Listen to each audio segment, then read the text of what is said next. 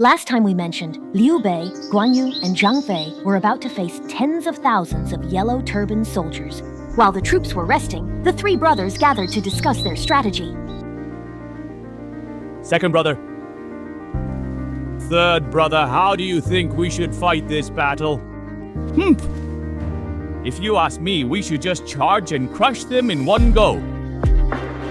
Zhang Fei's idea sounds rather reckless. But on second thought, it's actually a good idea.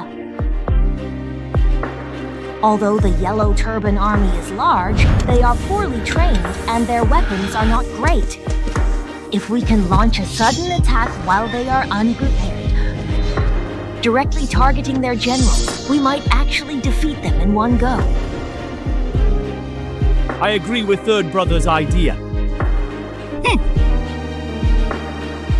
There's a hill ahead. Why not set up our formation there? And when the enemy approaches, we charge with the whole army.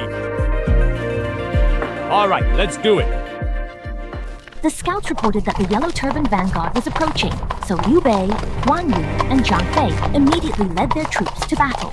Upon discovering Liu Bei and the others, the yellow turban army also formed their ranks. Prepare for battle. Zhang Fei charged to the front, showing off his might. The yellow turban vanguard leader was furious and ordered his deputy to fight immediately.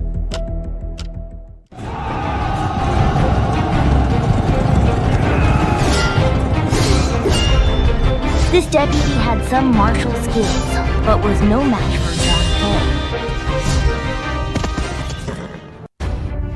Seeing his deputy defeated, the vanguard leader rushed towards Zhang Fei, hoping to turn the tide and boost morale. However, at this moment, Guan Yu also charged in. The vanguard leader was no match at all.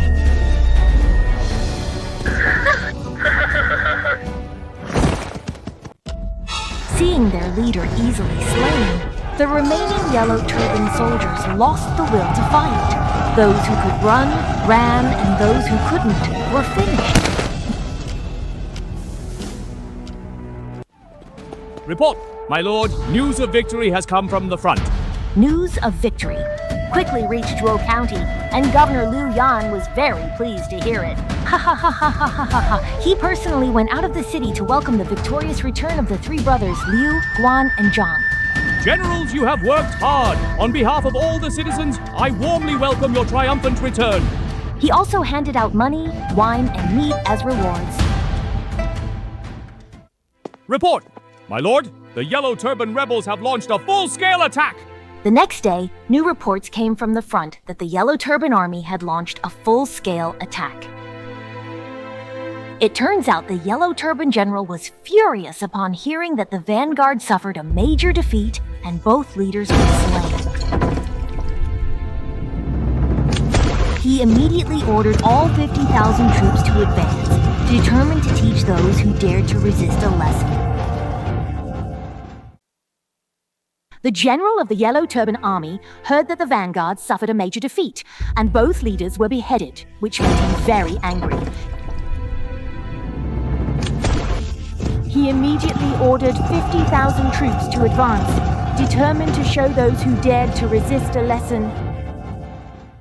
The yellow turban rebels are charging at us with 50,000 troops. What should we do? Liu Yan quickly called Liu Bei for a discussion. Despite the large enemy forces, Liu Bei was still willing to lead the troops into battle. So, Liu Yan handed over 5,000 troops to Liu Bei to confront the enemy. Second brother, third brother, this time the enemy forces have increased several times, and they might be prepared for us. If we set up formations in the open field and fight head-on, it will be difficult for us to gain an advantage. Big brother, just give the order on how to fight. This time we need to use some tactics to achieve victory through surprise. You each lead your troops and hide in the forest ahead. Once you hear the sound of the gong, rush out and attack the enemy together.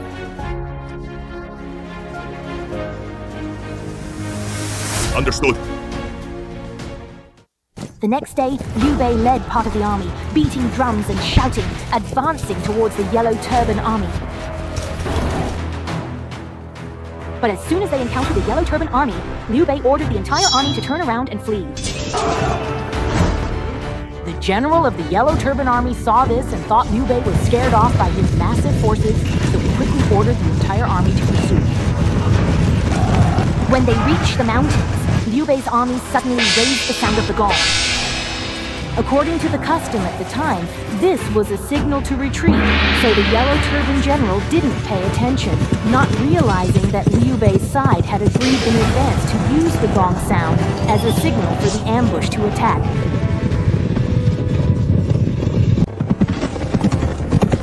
Thus, Guan Yu and Zhang Fei charged out from both sides simultaneously, and Liu Bei also turned his troops around for a three-pronged attack.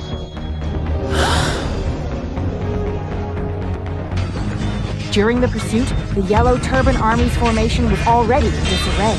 Suddenly facing a three-sided attack, they were caught off guard and couldn't regroup, only to be overwhelmed by the well-prepared and very brave Liu, Guan, and Zhang brothers.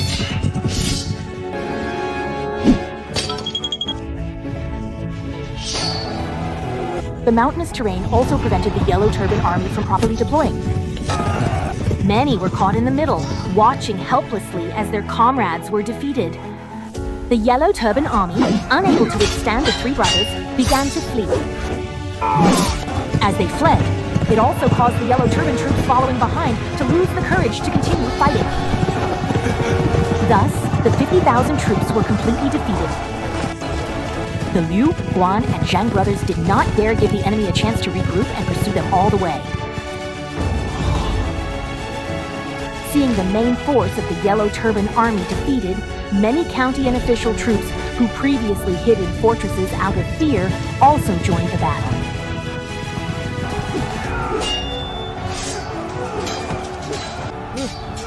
Ultimately, they achieved a great victory.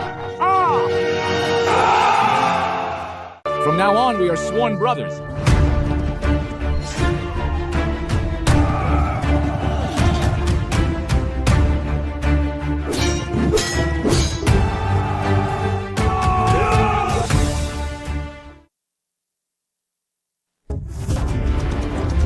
After this battle, Liu Bei, Guan Yu, and Zhang Fei led their troops to win victory after victory, achieving great merit. After the war, the court will surely give Liu Bei a great reward. Although the Yellow Turban army was defeated, the troubles within the Han court were even greater than those posed by the Yellow Turbans. Without bribing the eunuchs and the emperor, even if you achieve great merits, you can only be a minor official. Even as a minor official in a county, Liu Bei was very diligent, handling various cases in Anxi County in an orderly manner, earning high praise from the people. The good times didn't last long. The court sent an inspector to evaluate Liu Bei, essentially grading his performance as an official. However, this inspector had no intention of grading fairly and justly. He hinted that if Liu Bei gave him money, he would give a good evaluation. Liu Bei was an honest official. Where would he get money to give him? The inspector, furious, threatened Liu Bei that if he didn't give money, he would fabricate a charge to arrest him. How could Liu Bei collude with corrupt officials? So he turned and left. Just say that Liu Bei exploits the people. The inspector grew angrier and ordered Liu Bei's subordinates to be arrested, forcing them to fabricate testimony that Liu Bei oppressed the people.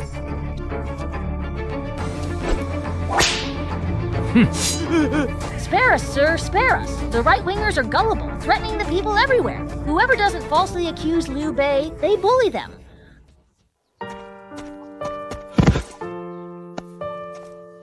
Master Liu, you must stand up for us commoners.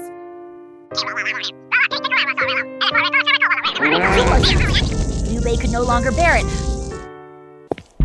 So he rushed into the office, released the minor officials, then grabbed the inspector, threw him out, and chased him with a whip, causing a commotion. It's one thing to bully me, but to let you bully the people, I won't let you bully the people. Hey, this corrupt official. I've wanted to beat him up for a long time. I'm going too. Third brother, don't cause trouble. Big brother knows what he's doing. Well, oh, forget it. Watching this is quite satisfying. Big brother is truly angry this time. You just want me to fail as an official, don't you? As you wish, I won't be an official anymore. Second brother, third brother, let's go. To avoid implicating his subordinates and the people, Liu Bei threw away his official seal and left with Guan Yu and Zhang Fei. But this era destined that heroes would not be without a stage. The person who would truly bring down the court's authority was soon to arrive. Although the Yellow Turban Army did not overthrow the Han Dynasty, it pushed the dynasty's rule to the brink of collapse. The real era of chaos is just beginning. In the court, no one respects anyone else. No one thinks about saving the country, only about grabbing benefits. One day, Emperor Ling of Han, Liu Hong, finally exhausted his life. However, the officials in the court had no time to mourn for him. Taking advantage of the fact that the new Emperor Liu Bian was still a child, the officials all wanted a share of the inheritance left by the old emperor. As the new emperor's uncle, the general wanted to get rid of the annoying eunuchs. Why is that?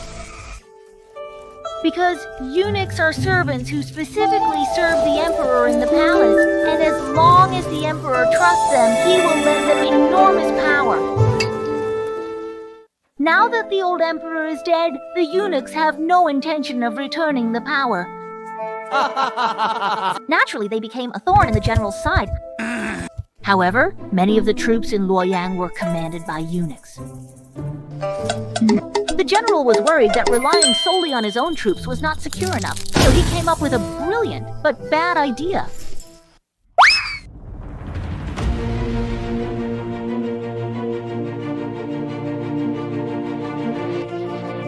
The general ordered Dong Zhuo, who was stationed in Jiliang with elite troops, to bring his forces to Luoyang to support him. This was perfect for Dong Zhuo, as he received the general's order and could legitimately bring the Jiliang army to the heart of the court. However, to hasten the journey, Dong Zhuo only brought 3,000 elite troops, which was not enough to intimidate other generals. So what should he do? He came up with a strategy.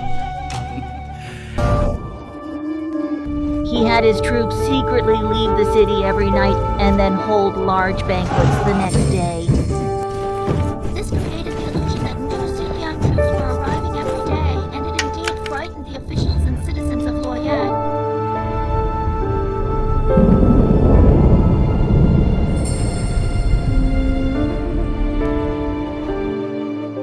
Follow me, and you'll have gold, silver, land, and titles aplenty.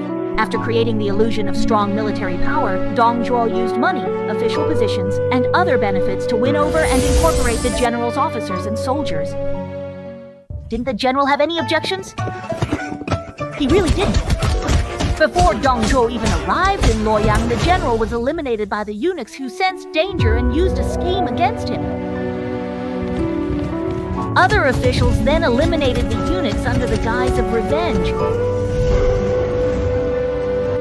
While the court was in chaos, almost all the troops around Luoyang were under Dong Zhuo's command. His ambition also began to swell.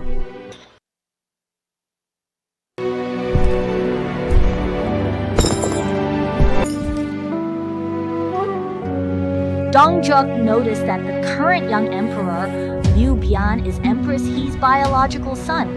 The friends of the Grand General all stand on his side.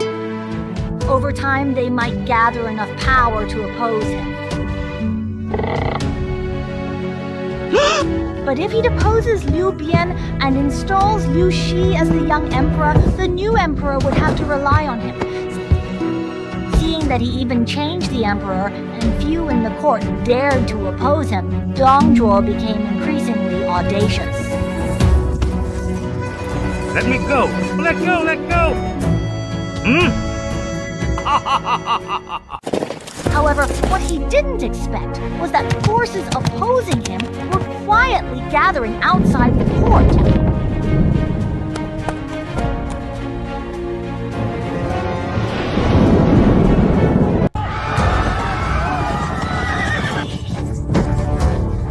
After seizing power, Dong Zhuo allowed his subordinates to run amok in Luoyang, bullying the common people and killing many officials who opposed him.